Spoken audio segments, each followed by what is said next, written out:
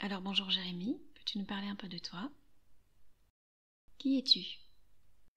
Je m'appelle Jérémy Bénard, je suis docteur en informatique et j'aime les jeux de réflexion. Par exemple, je suis deuxième dan au jeu de Go. Est-ce que tu peux nous dire quelque chose d'original sur l'informatique? Ah, oui. Alors, plus on fait du développement logiciel et plus on prend conscience d'un truc qui est assez invraisemblable en réalité. Donc, quand on fait du développement, finalement, on fait essentiellement une seule et unique chose. On copie des données à un endroit pour les mettre à un autre endroit. Et c'est tout. Et c'est brutal, parce que quand on est développeur et qu'on a compris ça, eh ben, on se demande, waouh, mais nom d'un chien, pourquoi est-ce que c'est aussi difficile de faire un truc aussi simple? Et alors? Pourquoi c'est difficile?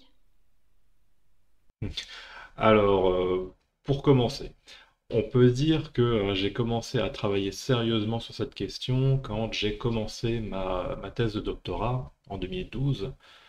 Alors ça a clairement pas été une partie de plaisir, hein. Une thèse de doctorat c'est difficile et j'ai clairement eu la tête dans le guidon jusqu'à la fin.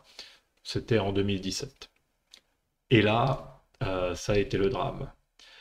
Pas par rapport à mon entreprise, hein, parce que j'étais en convention CIFRE, convention industrielle de formation par la recherche.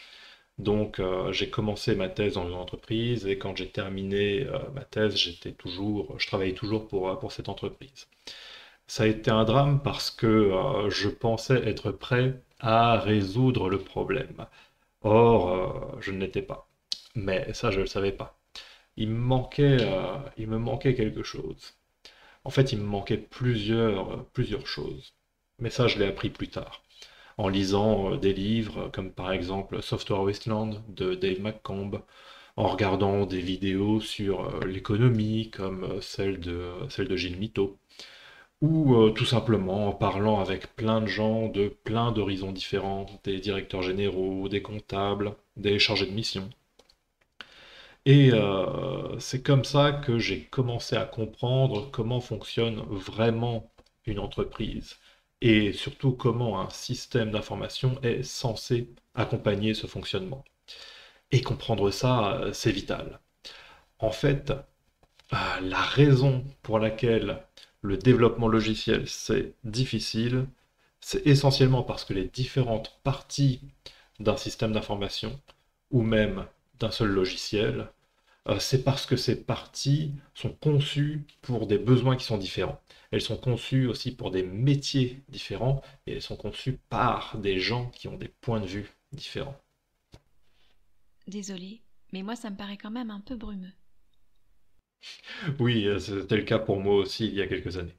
Bon, par exemple, dans une base de données, les données sont organisées pour qu'il y ait le moins de duplicats possible et on a aussi des contraintes sur l'optimisation du temps d'accès aux données. Bon.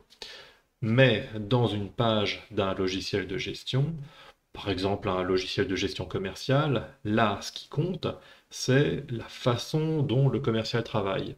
C'est ça qui va déterminer la façon dont les données doivent être liées entre elles et la façon dont elles doivent apparaître. La façon dont elles sont liées entre elles, c'est-à-dire comment on peut accéder aux unes à partir des autres.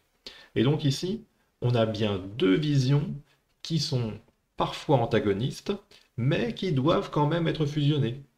Et là où ça devient vraiment subtil, c'est que tant qu'on n'a qu'une base et quelques pages à gérer, en réalité, c'est facile. On arrive à se débrouiller. Mais c'est pas du tout le cas quand on a plusieurs dizaines de bases et plusieurs centaines de pages, à moins d'avoir tout conçu depuis le début, et encore. Et toi, tu as été confronté à ça? Oh oui, oui, oui, bien sûr. Et je peux vous assurer que quand vous arrivez devant un truc comme ça, qui a été conçu par plusieurs générations de développeurs, et qu'il faut essayer de comprendre comment ça a été fait, pourquoi ça a été fait comme ça, parce qu'il y a un bug assez profond à corriger, ben, il y a de quoi s'arracher les cheveux. Est-ce que ça a un lien avec ton projet? Tout à fait.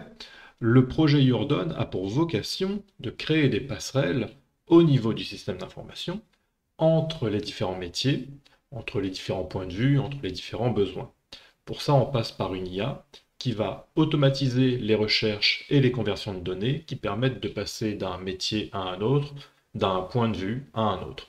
Et du coup, on peut réduire la complexité du système d'information parce que, en automatisant le déplacement des données entre les différentes structures, on passe virtuellement du cas où il faut gérer plusieurs dizaines de bases et plusieurs centaines de pages, au cas où il n'y a qu'une seule base et quelques pages à gérer.